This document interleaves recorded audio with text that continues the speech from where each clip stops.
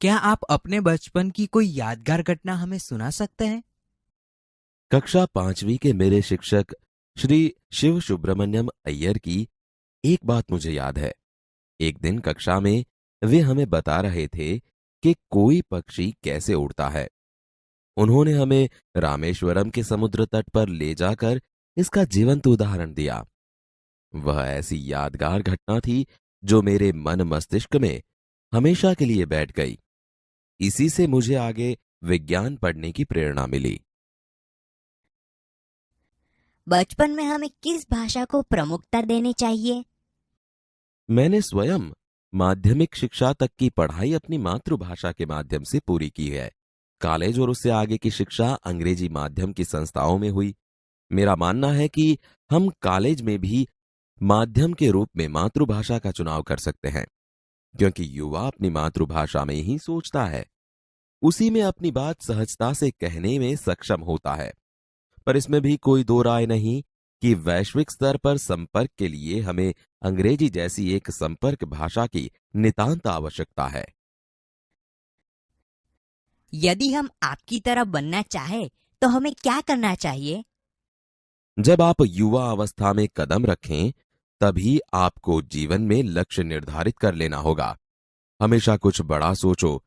जैसे ही यह अनुभूति हो कि आप आखिर बनना क्या चाहते हैं, तभी से उस दिशा में प्रयास और श्रम प्रारंभ कर दो। कहने का अर्थ है कि जी तोड़ मेहनत करो। ज्यों-ज्यों आप आगे की ओर बढ़ोगे, आपका सामना बाधाओं तथा कठिनाइयों से होगा। आपको अपने अंदर दृढ़ साहस पैदा करना होगा। समस्याओं को पराजित करने में महारत हासिल करनी होगी। तभी जीवन में सफल हो पाओगे। पहले ये जरूरी है कि आप निरंतर ज्ञान अर्जित करो।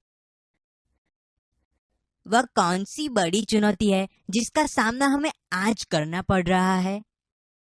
भारत को सन 2020 तक एक विकसित राष्ट्र के रूप में परिवर्तित करना और देश के 1 अरब से अधिक नागरिकों के चेहरों पर मुस्कान देखना, यही राष्ट्र के समक्ष सबसे बड़ी चुनौती है।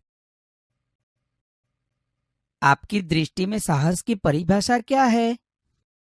अपने जान की परवाह किए बिना दूसरों को संकट या आपदा से बचाना ही साहस है।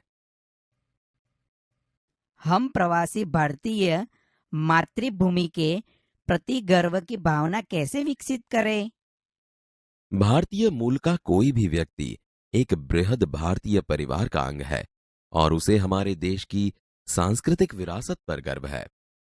सौभाग्य से आप लोग ऐसी स्थिति में हैं कि अपनी मातृभूमि से अच्छी तरह से जुड़े हुए हैं और यही आपके लिए गौरव की बात है।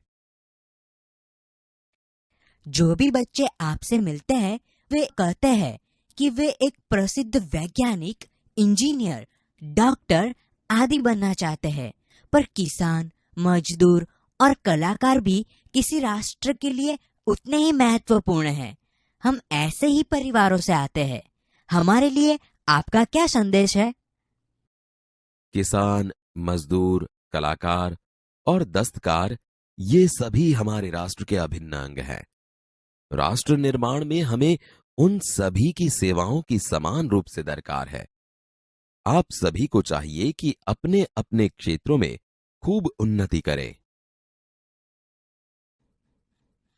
आप कहते हैं कि भारत 2020 तक विकसित राष्ट्र बन जाएगा, पर निरंतर बढ़ती जनसंख्या और बेरोजगारी इसे संभव होने देगी? विकास स्वयं जनसंख्या वृद्धि को रोकने की अचूक औषधि है, जिसमें जन शिक्षा, विशेषकर स्त्री शिक्षा की बात भी सम्मिलित है। इससे छोटा परिवार सुखी परिवार की मान्यता को बल मिलता है।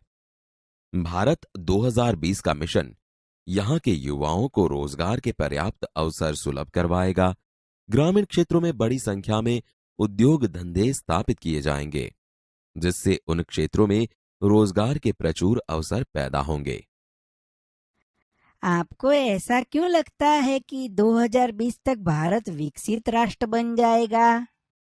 भारत की जनसंख्या 1 अरब से अधिक है। इसमें 54 करोड़ लोग 25 वर्ष से कम आयु के हैं। ये हमारी राष्ट्र शक्ति है। भारत को 2020 तक विकसित राष्ट्र में परिवर्तित करने के लिए हमारे पास प्रचुर प्राकृतिक संसाधनों के साथ ही सुनियोजित खाका भी उपलब्ध है। 54 करोड़ युवाओं के विचारों की एकता निश्चय ही इसे विकसित राष्ट्र में परिवर्तित करने में सफल होगी। कई छात्रों के बड़े बड़े लक्ष्य होते हैं, पर आर्थिक तथा अन्य समस्याओं के कारण वे इन्हें प्राप्त नहीं कर पाते। वे अपना लक्ष्य आखिर कैसे प्राप्त करें? स्कूल में पढ़ाई में अच्छा प्रदर्शन करने पर छात्रवृत्ति प्राप्त होगी। साथ ही उच्च शिक्षा के लिए बैंकों से ऋण लेने हेतु पात्रता भी बनेगी। जीवन में ऊंचा लक्ष्य निर्धारित करने पर बाधाएं तो आती ही है। हमें कठोर परिश्रम और उत्कृष्ट कार्यों से इन्हें पराजित करना होगा। विघ्न बाधाओं से व्यक्ति को पराजित नहीं होना चाहिए। भारत को विकसित राष्ट्र बनाने में राजनीतिज्ञ की क्या भूमिका होनी चाहिए? जिम्मेदार राजनीतिज्ञ दूरदर्शितापूर्ण नीतियां बनाता है। महात्मा गांधी ने निष्ठा के राजनीतिक सिद्धांत को सत्य, अहिंसा तथा निस्वार्थ भावना में ढालते हुए ब्रिटिश शासकों के विरुद्ध अपनी लड़ाई छेड़ी थी। वर्तमान राजनीतिज्ञों को अपने कठिन परिश्रम, उत्कृष्टता और पारदर्शी कार्यों से मार्गदर्शन देना होगा। साथ ही गरीबी रेखा से नीचे रह रहे लगभग 26 करोड़ भारतीयों के उत्थान के लिए भी कार्य करना होगा।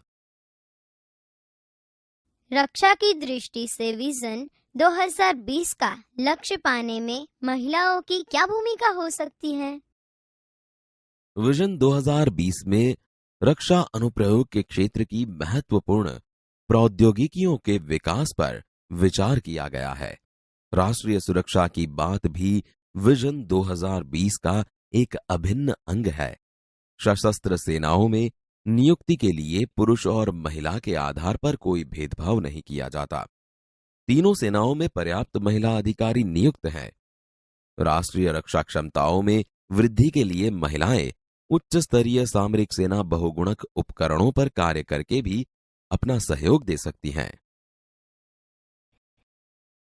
क्या हम अति विशिष्ट व्यक्तियों के दौरे पर हो रहे अनावश्यक खर्चे कम नहीं कर सकते? तुमने इस मंच पर एक बड़ी सी कुर्सी देखी होगी। वह कुर्सी अब यहां पर नहीं है। ठीक ऐसे ही अनुत्पादक चीजों पर हो रहे अनावश्यक खर्च भविष्य में नहीं होंगे।